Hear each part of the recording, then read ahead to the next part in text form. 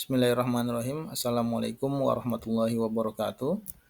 Perkenalkan, nama saya Andriana, mahasiswa Magister Administrasi Publik Untirta, semester 2 tahun akademik 2023-2024. Pada kesempatan kali ini, saya akan memaparkan analisis kebijakan dan hal ini merupakan tugas UTS dari mata kuliah Kebijakan Publik yang diampu oleh Ibu Dr. Ayuning Budiati.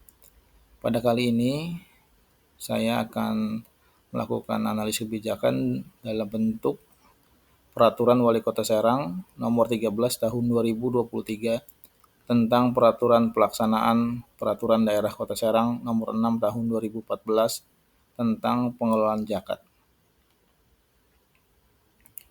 Latar belakang tujuan kebijakan ini dibuat dapat kita lihat dalam pasal 2.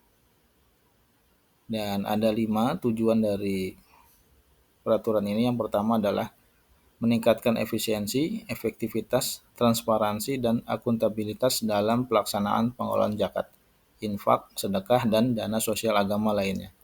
Yang kedua, memastikan dan memelihara kompetensi amil zakat di bidang pengelolaan zakat. Yang ketiga, memastikan terjaminnya kredibilitas amil zakat dalam pelaksanaan tugas dan tanggung jawabnya. Yang keempat, meningkatkan produktivitas dan kualitas kerja amil zakat. Dan yang terakhir adalah memastikan standarisasi pelayan zakat di seluruh lembaga pengelolaan zakat di daerah. Formulasi kebijakan berdasarkan tujuan, isi, dan pembuat peraturan dapat dikatakan bahwa peraturan ini dibuat berdasarkan formulasi kebijakan, model kelembagaan. Model kelembagaan memiliki pandangan bahwa tugas pembuatan kebijakan publik adalah tugas pemerintah. Jadi dapat dilihat di sini, peraturan wali kota ini dibuat oleh Wali Kota Serang dan ini merupakan ciri dari model kelembagaan. Jadi sekalipun pemerintah tidak membuat kebijakan publik tentang pengelolaan zakat, masyarakat khususnya yang beragama Islam akan mengelola zakat sesuai syariat Islam. Kemudian bagaimana implementasi kebijakan ini? Kita melihatnya berdasarkan faktor-faktor yang mempengaruhi implementasi kebijakan menurut Edward III. Ada 4 faktor yang mempengaruhi. Yang pertama faktor komunikasi, kedua faktor sumber daya, ketiga faktor disposisi, dan keempat adalah faktor struktur birokrasi. Faktor komunikasi yaitu bagaimana tujuan dari peraturan ini dikomunikasikan kepada implementator. Dan yang kedua adalah faktor sumber daya. Faktor sumber daya ini meliputi sumber daya manusia dan faktor sumber daya anggaran. Dapat kita ketahui sumber daya manusia yaitu sumber daya pelaksana. Di sini Basnas Kota Serang sudah terbentuk dan personilnya sudah terisi.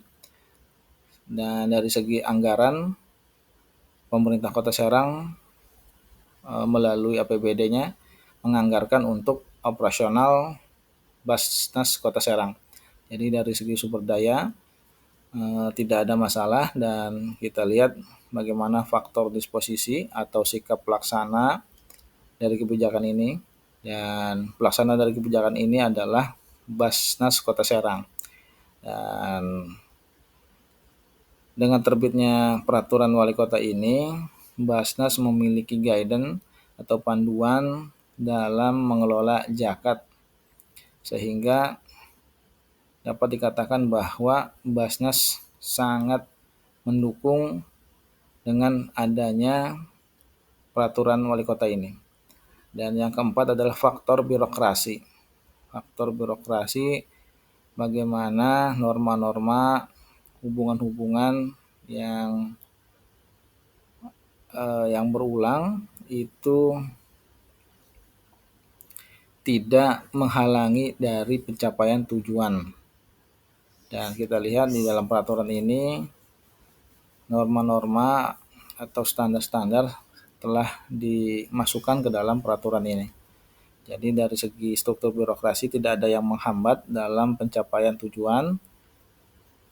Dan kemudian kita lihat peraturan ini memiliki kelebihan dan kekurangan. Kelebihannya yaitu memiliki sumber daya baik SDM maupun anggaran. Yang kedua, memiliki struktur birokrasi yang tidak menghambat. Dan kekurangannya yaitu kurangnya komunikasi. Kurangnya komunikasi dapat dilihat indikatornya ketika Basnas Kota Serang membentuk UPZ di tingkat kelurahan.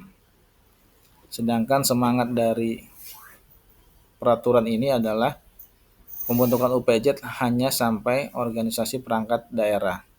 Organisasi perangkat daerah terkecilnya itu adalah kecamatan. Kelurahan bukan berstatus sebagai organisasi perangkat daerah, melainkan sebagai perangkat kecamatan.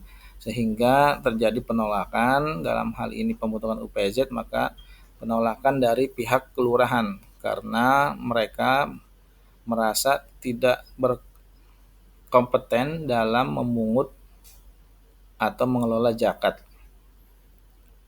Nah, di sini terjadi penolakan karena kurangnya komunikasi antara pembuat kebijakan yaitu wali kota dalam hal ini melalui bagian hukum mensosialisasikan ke Basnas terkait kewenangan Basnas dalam membentuk UPZ, unit pengumpul zakat.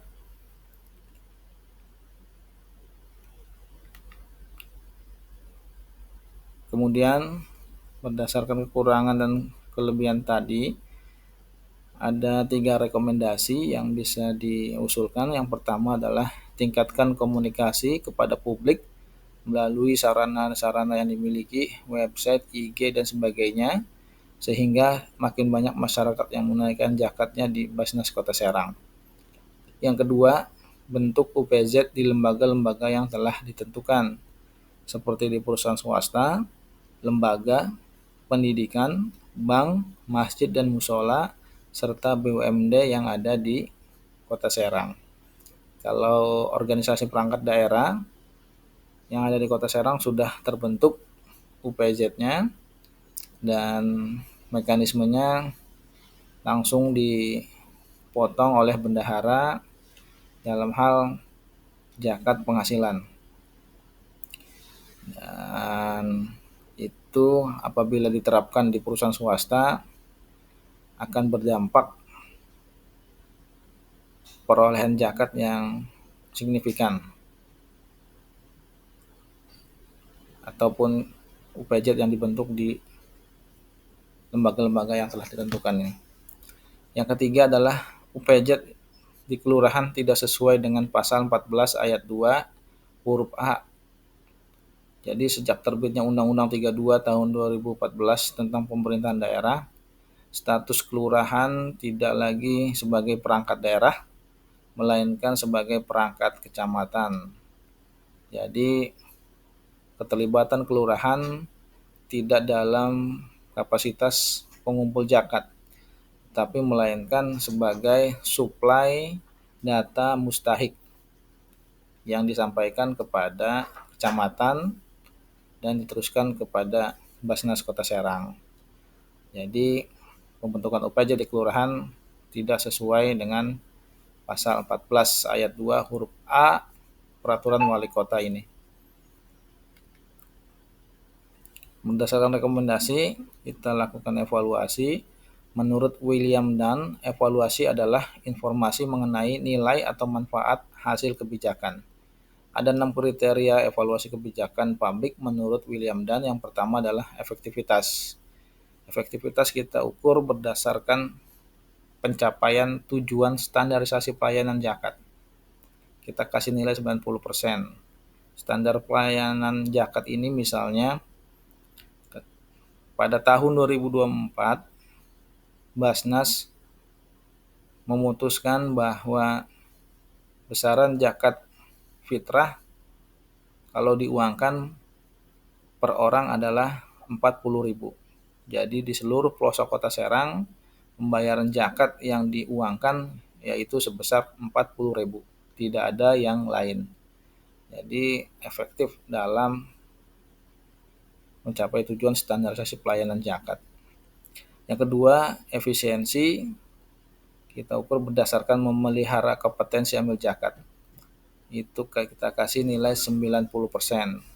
Kompetensi amil zakat ini setelah terbit perwal ini,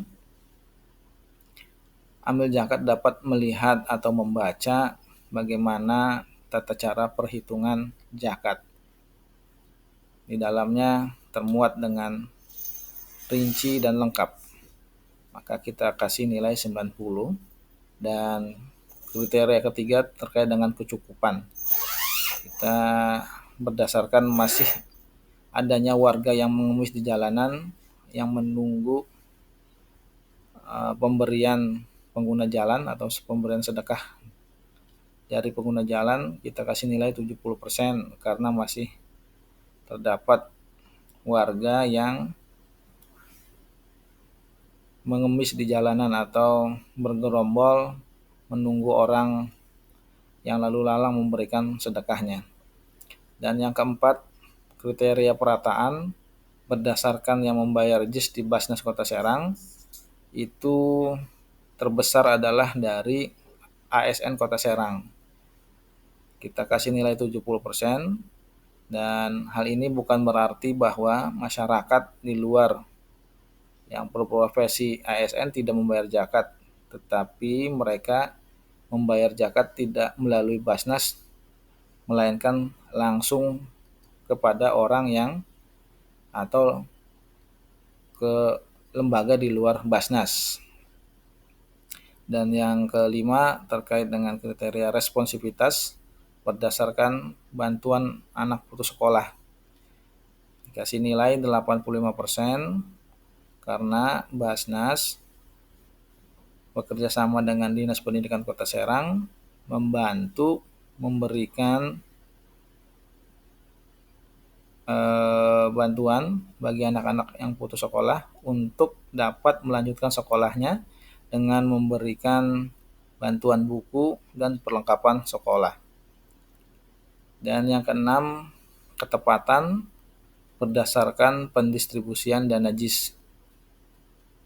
Nilainya 85% karena setiap momentum Hari Besar Agama Islam, Basnas selalu mengadakan kegiatan memberikan santunan kepada anak yatim dan fakir miskin, dan sumber datanya adalah dari kelurahan. Demikian.